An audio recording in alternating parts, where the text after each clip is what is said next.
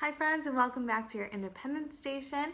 Today we're going to be going over a couple more sight words. So we're going to be going over 4. Remember, sight words are words that when we see them, we want to be able to read them like that.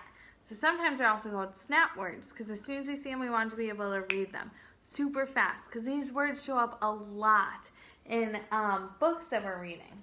So we're going to go through a couple of these. Now you might know them already, but it's always good to practice still. So does anybody know this word? If you know it, you can say it out loud.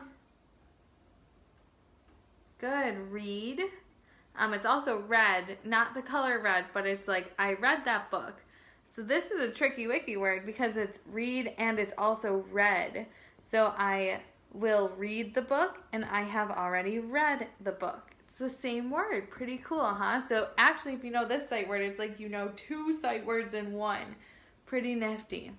So the word is read or read, and a sentence I could use for it is, I will read my book over the weekend. So the word is read, and the sentence is, I will read my book over the weekend. Does anybody know this sight word? Go ahead and say it out loud if you know this one.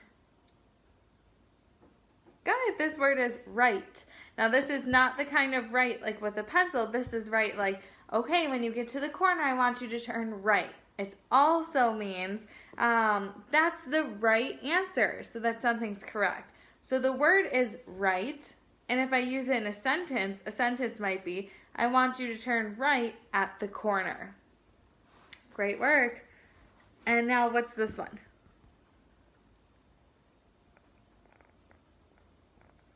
Good. This word is then. Then. So the word is then, and a sentence might be, I will look over the papers and then I will let you know how I feel about them. So the word is then, and a sentence might be, I will look over the papers and then I will let you know how I feel about them. Does anybody know this last sight word for today? Good. This is those. Those. So the word is those, and a sentence might be, wow, look at those shoes. They're so cool. Those. So these are the words read, write, then, those, and we can do them backwards too. Those, then, write, read. And you want to make a sentence with them. So for the first question on your exit ticket, be careful. It's going to ask you to pick one of these words. So you just need at least one. Some friends have been like super rock stars and they've included more than one in their sentence. But you need to pick just one word and write a sentence with it. So be careful. Don't just write the word. You're going to make a sentence like I did. So my example is read. I will read my book tonight. So I want you to pick one of these words, read, write, then, or those, for the first question, and then you're going to make a sentence with it. So be careful not to just write the word, okay? So that's going to be the first question on your book survey. Now, we're going to hop back into our book, The Chocolate Touch. And the last part we knew was John came home crying because he was really upset that no one believed him and that he was so thirsty. Everything was tasting like chocolate. He was at rehearsal for band and his trumpet turned into chocolate.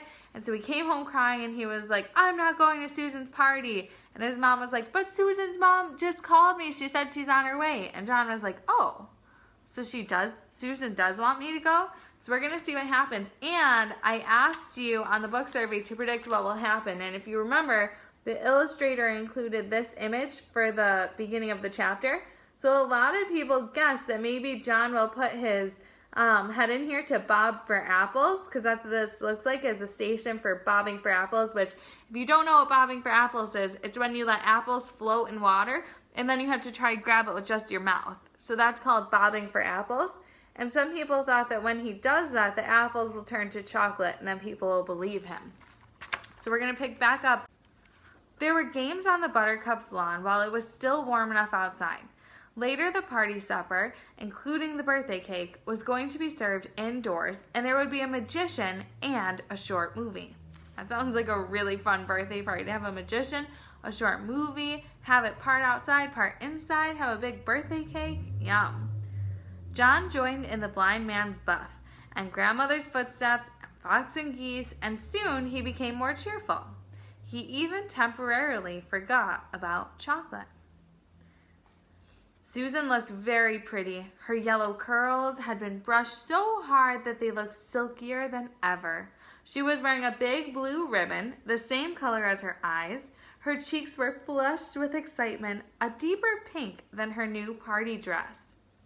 On her feet were dainty little white socks and white shoes with straps that buttoned. Between games, Susan smiled at John and said, "I'm glad you came."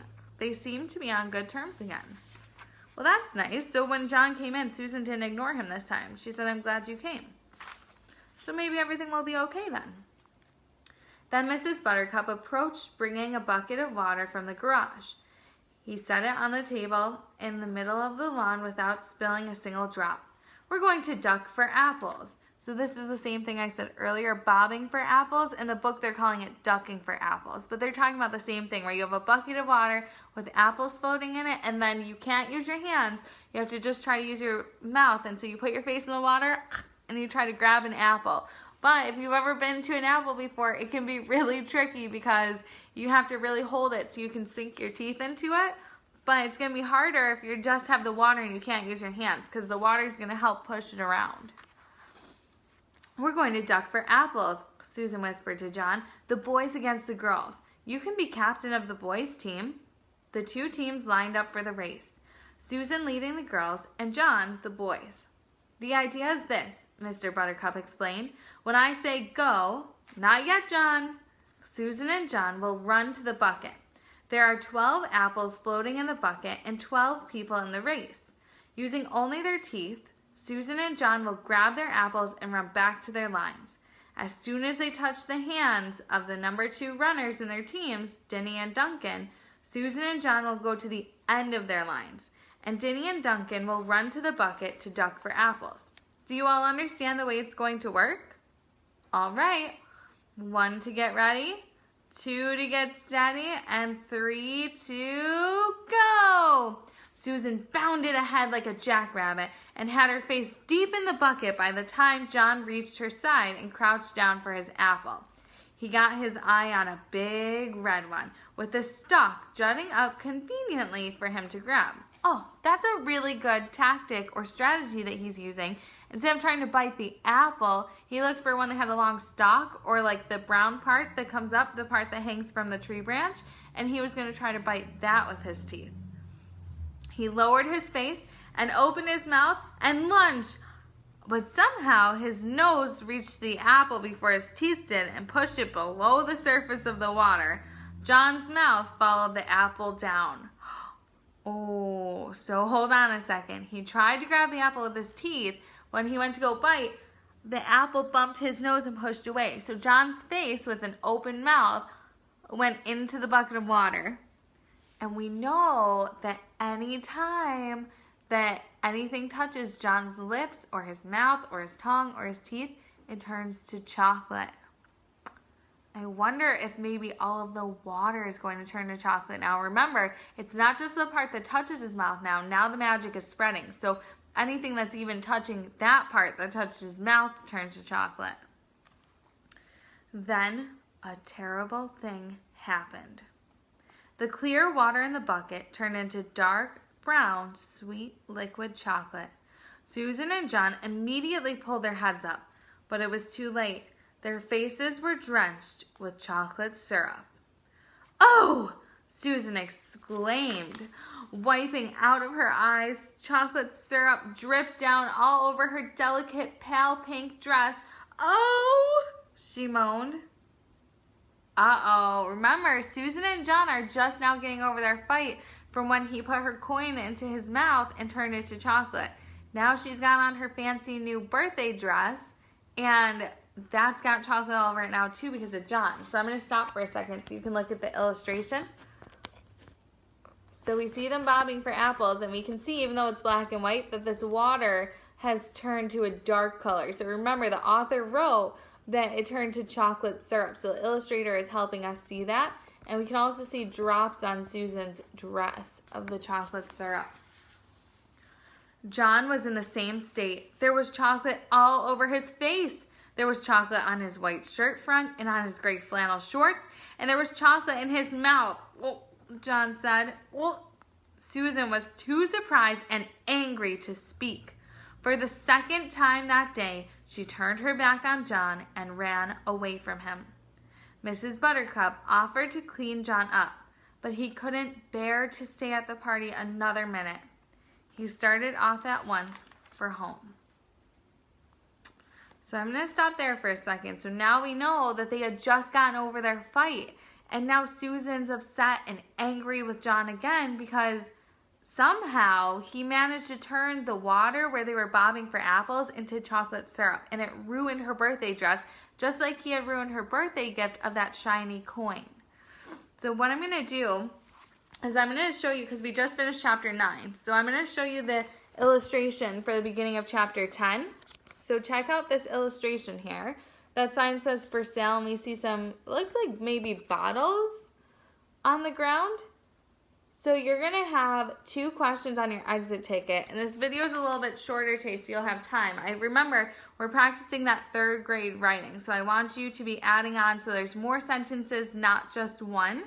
So the first question is going to be asking you to choose one of these words and write a sentence with it. So be careful.